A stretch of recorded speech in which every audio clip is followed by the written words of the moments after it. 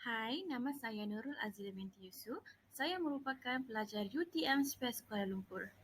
Saya akan membincangkan sedikit mengenai teori pembelajaran konstruktivis sosial by Vygotsky.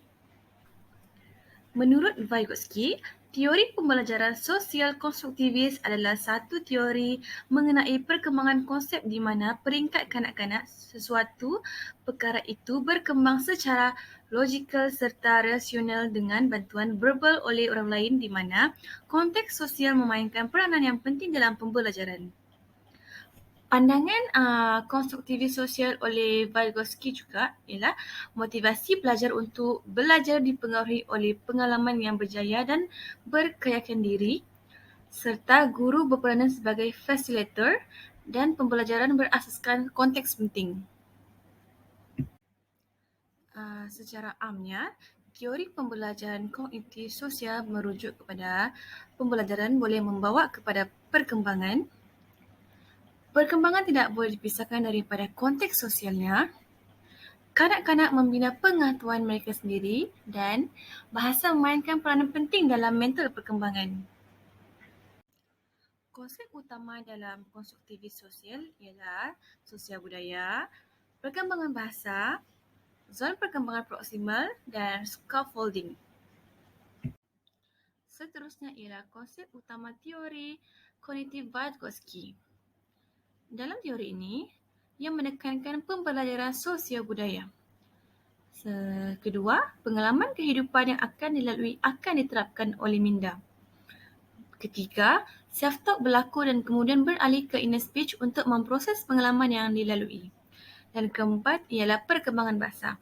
Perkembangan bahasa berkembang melalui interaksi sosial dengan orang lain dan ia penting untuk perkembangan kognitif. Next ialah scaffolding atau pemberian tahap sokongan. Scaffolding ialah satu teori yang fokus kepada kemampuan pelajar untuk belajar menerima maklumat melalui bantuan individu yang lebih berpengetahuan. Scaffolding ialah proses, peringkat, bimbingan atau sokongan dilakukan mengikut keperluan pelajar. Contoh scaffolding ialah soal jawab, tanda syarat dan penjelasan verbal. Kebaikan scaffolding ialah mencabar pelajar, memberi peluang pelajar untuk berjaya dan menyediakan pembelajaran yang berbeza. Zon perkembangan proksimal pula ialah lingkungan kemampuan kanak-kanak untuk melakukan tugas-tugas dengan bimbingan orang yang lebih mahir. ZPD bukan satu keadaan yang tetap tetapi adalah tahap seterusnya yang kanak-kanak boleh melakukan sesuatu dengan sendiri. Vygotsky membahagikan perkembangan kognitif kanak-kanak kepada dua tahap iaitu tahap perkembangan sebenar atau actual development di mana kanak-kanak mampu menyelesaikan masalah mereka sendiri.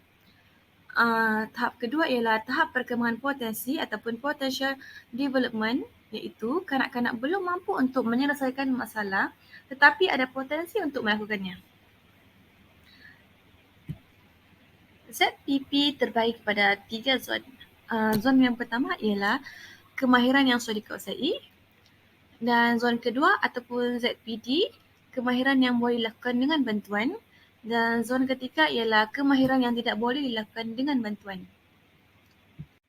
Salah satu contoh aktiviti pengajaran pembelajaran ialah word chain. Pertama sekali, guru memecahkan kepada beberapa kumpulan sarawak. Susun mereka mengikut nombor yang mereka dapat seperti 1, 2 dan 3. Ahli pertama akan menyatakan ayat pertama dan orang seterusnya akan menambah perkataan yang sesuai dan menyatakan ayat orang pertama. Orang yang ketiga pula akan menyatakan ayat orang pertama, perkataan orang kedua dan perkataan daripada diri sendiri. Dan orang yang terakhir akan menyatakan ayat penuh kepada orang lain. Objektif aktiviti word chain ialah mengenal pasti amalan pelaksanaan aktiviti main peranan terhadap perkembangan kemahiran sosial di semua peringkat umur. Seterusnya ialah mengetahui persepsi guru tentang amalan pelaksanaan aktiviti main peranan terhadap perkembangan kemahiran sosial. Implikasi aktiviti word chain ialah pelajar lebih seronok, lebih ingat, lebih yakin dan lebih berkemahiran sosial. Hasil daripada pembelajaran konstruktivis sosial oleh Vygotsky, saya faham bahawa pelajar sering belajar banyak perkara dengan memerhati orang lain. Seterusnya, ibu bapa dan guru perlu peka dengan apakah kemahiran yang berada di zon-zon tertentu ini untuk anak yang di bawah tanggungjawab mereka. Dan akhir sekali, guru hendaklah mendedahkan pelajar kepada pelbagai model lain. Taktik ini adalah terutama yang penting untuk dipecahkan stereotip tradisional.